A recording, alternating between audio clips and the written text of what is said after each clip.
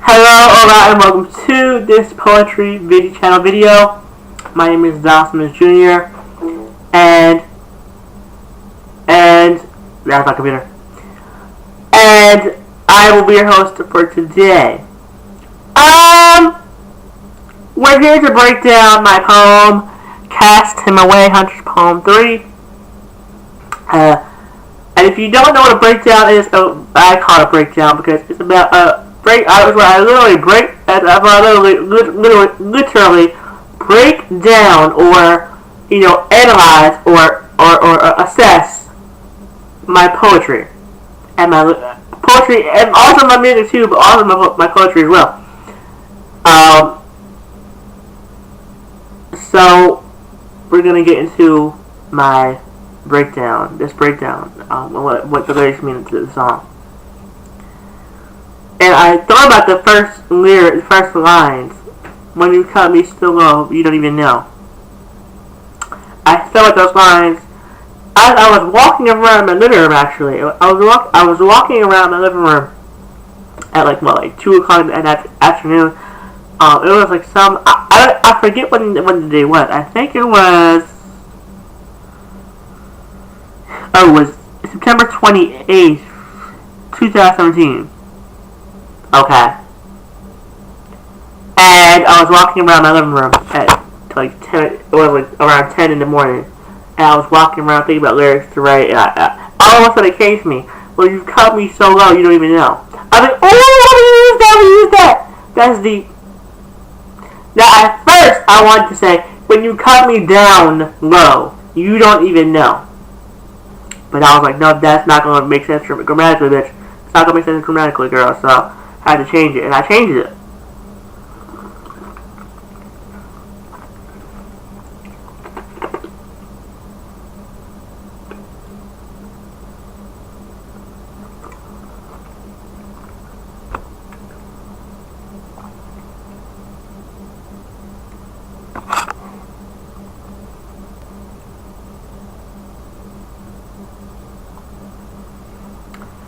Those lyrics, when you cut me so low, you didn't even know how you make me feel, were even real. Those lines, I guess you could say they're about my ex-boyfriend, but they weren't even supposed to be about him. They were supposed to be just general lines like about anyone, But I guess you could say that about my ex-boyfriend. I don't know. About my ex-boyfriend Hunter, I don't know. That's his name, Hunter. The guy I referenced in User and Hunter's Poem 2 and Cast Him Away, Hunter's Poem 3 is Hunter is my ex-boyfriend's name from the poetry. The one that they wanted me to roleplay with him and I didn't want to roleplay. That's Hunter. So, off the poem. I said, let him go because he means nothing. Cast him away because you are something. That came about as kind of like a self-love type of thing. Like, let him go because you don't need a man. Let him go because this man means nothing. Like, he clearly, you do everything for this man. You do every fucking thing for this man. And he does nothing for you. He means nothing. You know what I'm saying? He means nothing. Cast him away because you are something. Cast him away basically means let him go, but just in a fancier term. Cast him away because you are something, like you are worth something. Cast him away because you matter. Cast him away because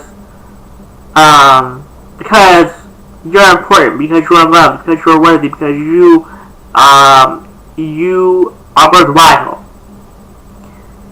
Self-love is what they try to preach. It is something you can teach. That, my mom wanted me to change that line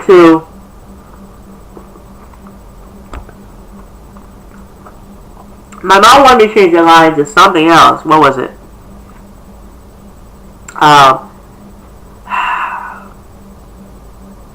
What was it she said that she wanted me to change it to? Is it something, I forget what she said. I have to ask her today. she gets home from her second job. Yeah, so those two lines, the self-love is what they're trying to preach, is something you can teach. That was basically about the fact that I'm trying to think. Is it something you could teach? I feel like I don't know the meaning of the first line, but the first line there, the self-love is what they try to teach. I was saying what they try to preach, rather. I don't know the meaning of that line, but I know it's something. It's something you could teach. That is talking about the fact that, you know, this man is a hypocrite. Like, this man, he thinks like, oh, I'm gonna do this and say, I'm gonna do this and say this to him, to me, really. So, does he love himself? Is it something he can teach to others? Because my answer could say the best: when you learn, teach. When you learn, teach. And this man sits up here and tries to manipulate me and tries to show me, oh, I'm gonna say I love him and then do something else. I'm gonna say this and do something else. You know what I mean? So, no, I did not put my nose, girl. I just, you know, got some stuff on the rim of my nose. I feel like self-love is what they try to preach. That lines could be about, you know, because everyone in the world is talking about, you know, you should love yourself. You should love yourself. You don't need a man. You don't need a man. You should love yourself. You don't need a man. You don't need a man. You don't need a man. You should love yourself. You should love your body. You should love the skin you're in, and you don't need a man. You know, but people like me, who love being in love and love and love being in love and just love the fact that love having someone to love. You know, we can't sit there and not be single. We can't sit there and be single. You know, we can't just sit down and be like, oh, I love being single. No, we have to be in a relationship. You know. Okay, so what next verse? We all know you're a user. You manipulated and gave nothing in return. You're not a producer. Yet it was us I tried to save. I decided to read as those 4 lines because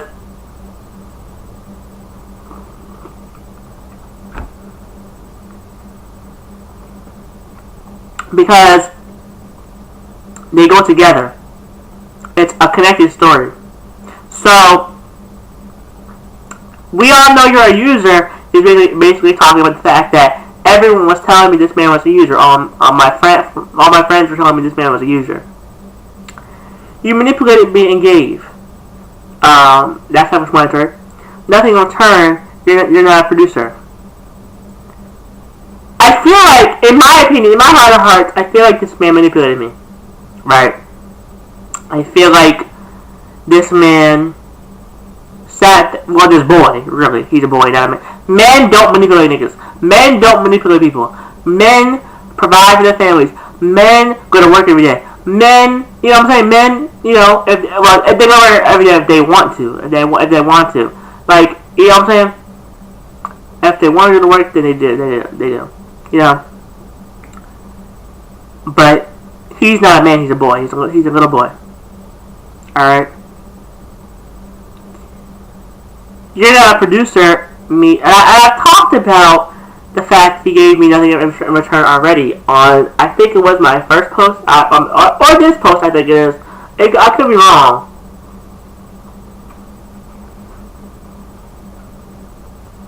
But I don't know which post it was where I said he wanted me to do certain things for him and wouldn't give me anything in return. I don't remember what post that was, but basically I already told y'all that I feel like he manipulated me because he would say one thing and do another. Alright, so on with the poem. You're not a producer basically means like you're not a producer is someone who produces, someone who makes things, someone who someone who creates things. So the fact that you're not a creator, basically, let's change to you're not a creator. So he does not create new things. He's not bringing any new things to the table. You know what I'm saying? He's not trying to help me in any way by bringing something new to the table that I don't already have. That I have not brought to the table yet. He's not doing that. Back to home. Yeah, it was us I tried to save. You, well, girl, that's a flutter already. I tried to save the relationship even though this bitch would not listen to me. And because I gave him, when we broke up, I gave him a whole paragraph about how I loved him. How I didn't want to lose him. And this bitch ignored me. So that's how I know he did not love me at all. Back to the poem. You wouldn't even visit if I was fighting for my life. That means you would not. I feel like this man would not even visit the hospital that I was dying in if I was trying to save. If I was trying to live, he would not visit the hospital I was dying in. He would not visit the hospital that I was in if I was trying to fight for my life. I felt like you were worthwhile. You were what I thought I wanted. So, I'll break that down a minute.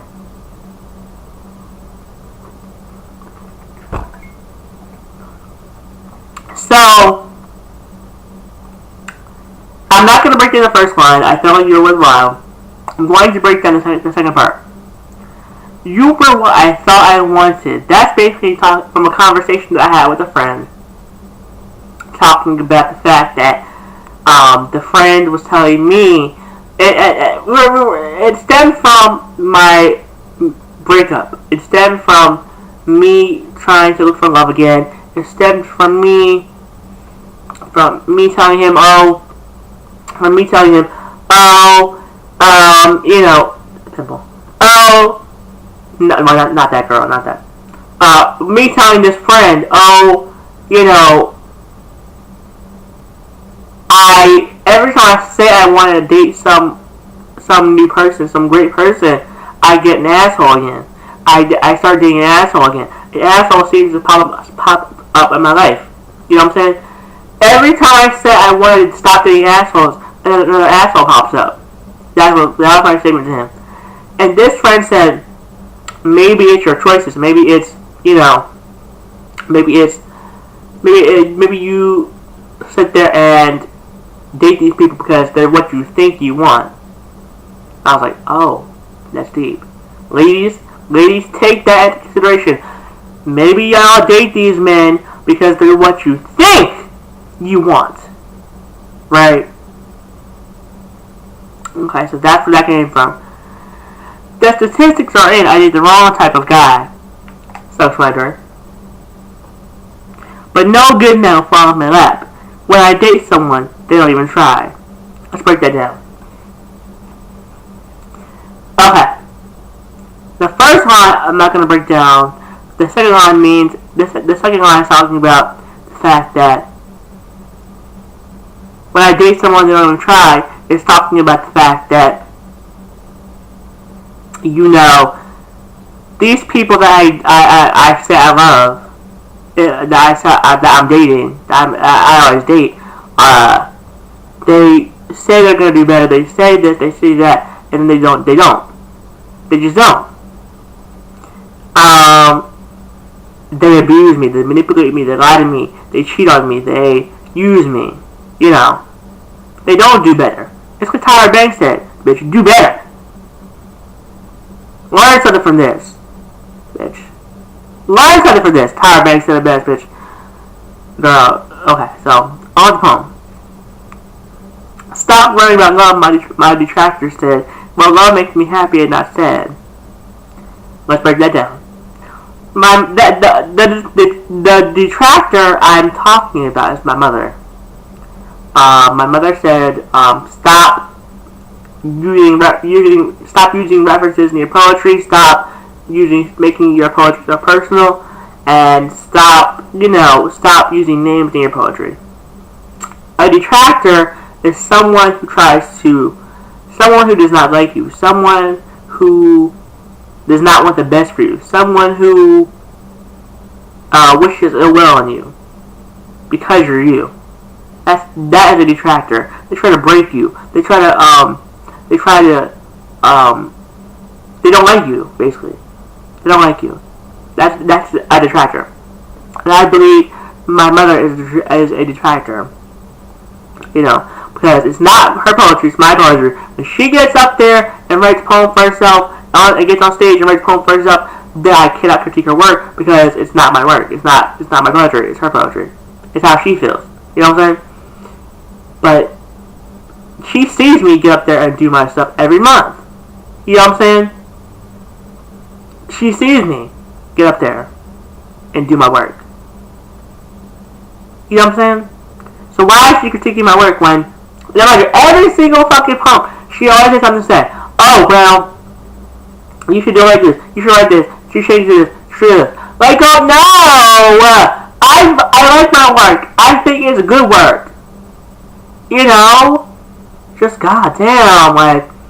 And then my friend gonna say, my teammate gonna say, oh, you should reread your work as a stranger reading your work for the first time. And she said ham and cheese for what is it? User. She said ham and cheese in the poem User. She said you should have used it as peanut butter and jelly. I said, girl, that would have been too long, bitch. That would have been too long. It has to be a certain amount of syllables, bitch. And then she said something about degree. Oh, she said degree and deliberately don't go together. But girl, I'm like, I look at the ending sounds. E-E-L-Y. E-E. Deliberately degree. They rhyme. They don't have the same. They don't have the same ending, but they rhyme, girl. They don't have the same ending, but they rhyme. Okay. Maybe we weren't destined for back to home. Maybe we weren't destined for each other. Go ahead and use someone on their dime.